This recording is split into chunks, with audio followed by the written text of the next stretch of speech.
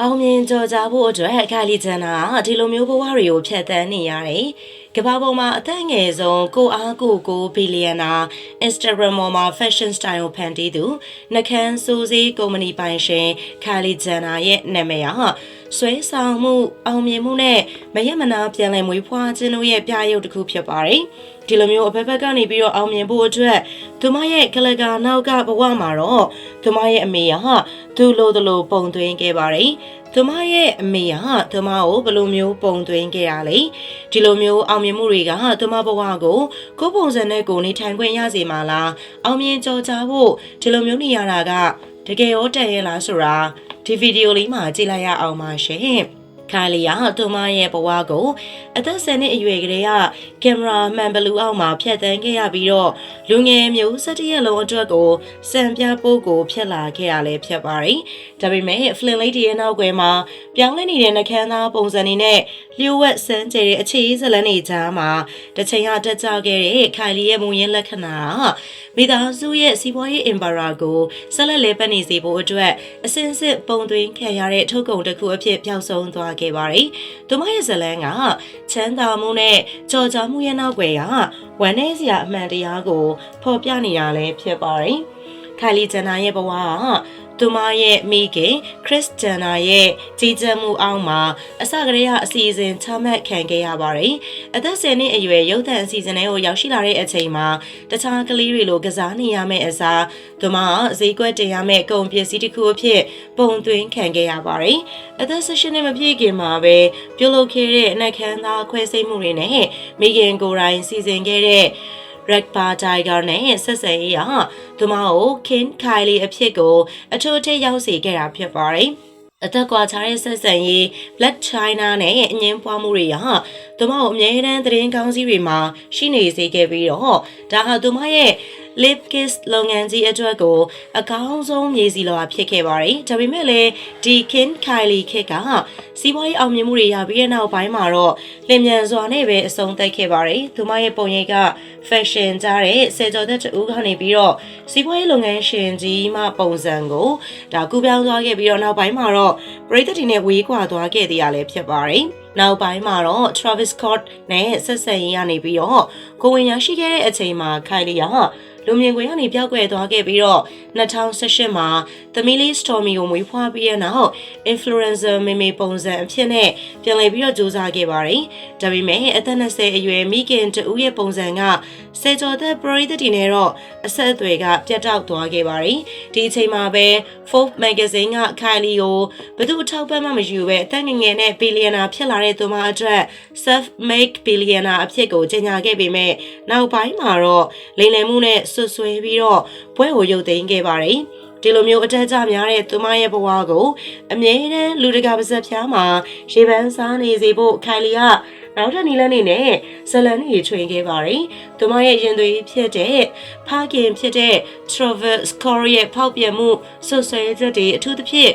ရိုဆိုရဲ့အမျိုးသမီးနဲ့အရှုပ်တော်ပုံမှာခိုင်လီကိုရိုင်းကပုံစံတူကူးချနေသူဖြစ်ခဲ့တယ်ဆိုတဲ့အချက်တွေကသူမရဲ့ကိုယ်ပိုင်အမှတ်လက္ခဏာကိုမိကုံးထုတ်စရာဖြစ်လာခဲ့ပါတယ်။ Travis ရဲ့ချစ်သူဟောင်းရိုရဲ့ပုံစံကိုတူပါပြီးတော့သူမရဲ့ခန္ဓာကိုယ်နဲ့ fashion ကိုပြောင်းလဲခဲ့တာကတော့သူမဟာ Travis နဲ့ဆက်ဆံရေးကိုအချစ်ရေးကိုထိန်းသိမ်းထားနိုင်ဖို့အတွက်သူမရဲ့ခန္ဓာကိုယ်ပုံစံကိုအစမပြတ်ပုံသွင်းနေတယ်ဆိုတာပရိသတ်ကိုချပြသလိုဖြစ်ခဲ့ပါတယ်။2023ခုနှစ်မှာ Travis နဲ့အပေးပိုင်လမ်းခွဲပြီးတဲ့နောက်ခိုင်လီယာTimothy Chalamet နဲ့တွေ့ခဲ့ပါတယ်။ဒီဆက်ဆံရေးကပရိသတ်ကိုရိုးမသွားစေဖို့သူမရဲ့လှည့်ကွက်သက်ဖြစ်နိုင်တယ်ဆိုပြီးတော့အများစုကတန်တရားရှိခဲ့ကြပါတယ်။ဒီအချစ်ရေးကြောင့်သူမရဲ့ပုံစံကနောက်တစ်ချိန်အကြီးအကျယ်ကိုပြောင်းလဲသွားခဲ့ပြန်ပါတယ်။အသားမဲတဲ့အမျိုးသားတွေနဲ့တွေ့စဉ်က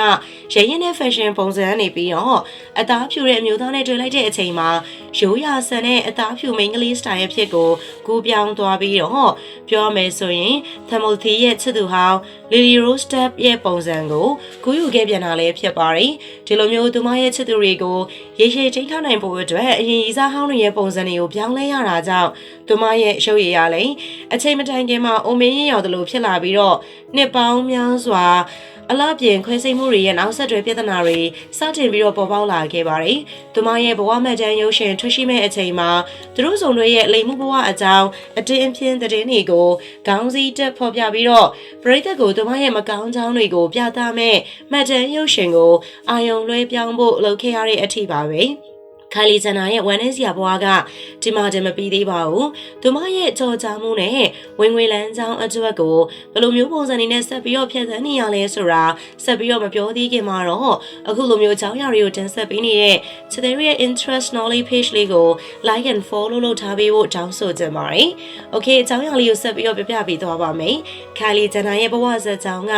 နာမည်ကျော်မှုရဲ့အကြောင်းမဲ့ဖွယ်ကောင်းတဲ့တန်ဖိုးကိုရှင်းရှင်းလင်းလင်းပြသနေပါတယ်။သူမကိုပိုင်ဘဝကိုစတင်ဖို့အတွက်အခွင့်အရေးမရခဲ့ပေမိသားစုရဲ့ငွေရှာဆက်ကြီးကိုလည်းပတ်နေစေဖို့အစွမ်းကုန်လှပဆွဲဆောင်မှုရှိပြီးတော့အမြဲတမ်းခေတ်စားနေသူဖြစ်အောင်ပုံသွင်းခံခဲ့ရတဲ့သူပါ။သူမရဲ့ပုံစံကချစ်သူတွေစီးပွားရေးလုပ်ငန်းတွေနဲ့လူထုအမြင်တွေအလိုက်ကိုပြောင်းလဲနေခဲ့ပြီးတော့မူရင်းခိုင်လီဆိုတာဘာတူလဲဆိုတဲ့မိကုန်းကိုသာကြံရင်စေခဲ့ပါတယ်။အဆုံးမှာတော့ခိုင်လီဂျန်နာကအလားပလိုချင်ထမ်းမှုနဲ့အာယုံဆိုင်မှုတွေရဖို့ဖန်တီးခဲ့တဲ့စနစ်တစ်ခုရဲ့ထုတ်ကုန်တစ်ခုတသာပဲဖြစ်ခဲ့ပါတယ်။ဒီလိုအဆုံးမရှိတဲ့ပြန်လည်မွေးဖွားခြင်းပုံစံပြောင်းလဲခြင်းရဲ့နောက်ွယ်မှာခိုင်လီကရိုးရိုးရှင်းရှင်းခိုင်လီအဖြစ်ရည်တည်ခွင့်ရရှိခဲ့ခြင်းမရှိတာကအမှန်တကယ်ဝမ်းနည်းစရာကောင်းခဲ့ပါတယ်။ခိုင်လီဂျန်နာရဲ့ဘဝဆက်ကြောင်းကိုခြုံငုံကြည့်မယ်ဆိုရင်တော့အဲ့ဒါကချမ်းသာမှုနဲ့ကြော်ကြားမှုရဲ့နောက်ွယ်ကရှုပ်ထွေးပြီးတော့ဝမ်းနည်းစရာကောင်းတဲ့အဖြစ်မှန်ကိုဖော်ပြနေတာပဲဖြစ်ပါတယ်။သူမရဲ့ဘဝကိုမိသားစုရဲ့စီးပွားရေးဆက်ရန်တရားအတွက်ငယ်ရွယ်စဉ်ကလေးကပုံသွင်းခံခဲ့ရပါတယ်။အသက်မပြည့်ခင် plastic surgery ခွဲစိတ်မှုတွေနဲ့စီးပွားရေးရည်ရွယ်ချက်အတွက်ဖန်တီးထားတဲ့ဆက်ဆံရေးတွေကြားမှာသူမရဲ့ကိုယ်ပိုင်ဘဝကအမြဲလိုလူထုရဲ့အာရုံစိုက်မှုအောက်မှာရှိနေခဲ့ပါတယ်။ Kim Kylie ခင်မှာအောင်မြင်ခဲ့ပေမဲ့သူမရဲ့စစ်မှန်တဲ့ပုံရိပ်ကိုအမြဲတမ်းပြန်လည်ဖန်တီးဖုံးဖိနေရတာကပဲသူမရဲ့အလုပ်ကိုင်လန်းကြောင်းကိုသတ်မှတ်ပေးခဲ့ပါတယ်။ Travis Scott နဲ့ဆက်ဆံရေးရှုပ်ထွေးမှုတွေAstro World အဖြစ်ဆိုးကိုကင်တွယ်ပုံညံဖြစ်မှုဘီလီယံနာထုရောင်ကိစ္စတွေနဲ့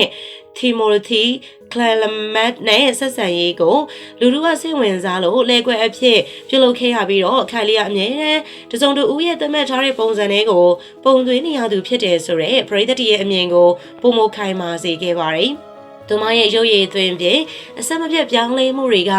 သူမချစ်သူတွေရဲ့ချစ်သူဟောင်းနေနဲ့စင်တူယိုမဖြစ်နေပြီးတော့ကိုယ့်ရဲ့မူရင်းလက္ခဏာပျောက်ဆုံးနေမှုကိုထင်ဟပ်ပြနေပါတယ်။ကြော်ကြားမှုနဲ့အလားပါကိုသာတန်ဖိုးထားတဲ့ရှင်ကျေးမှုတစ်ခုရဲ့ထုတ်ကုန်ဖြစ်တဲ့ခိုင်လီဂျန်နာရဲ့ဘဝအကြောင်းကိုကြည့်ပြီးရနောက်မှာ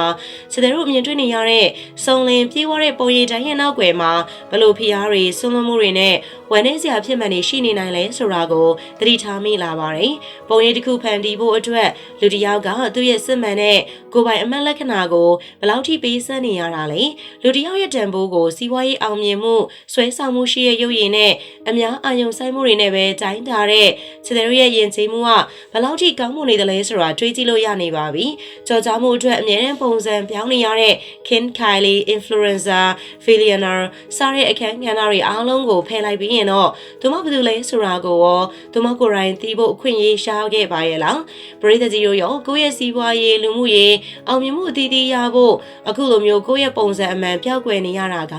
တကယ်ရောတန်ရဲ့လားဆိုတာမှတ်ချက်လေးရေးပေးခဲ့ပါအောင်နောက်ထပ်ဗီဒီယိုတင်ဆက်မှုတွေမှာပြန်လည်ပြီးတော့ဆုံတွေ့ကြပါစို့ရှင်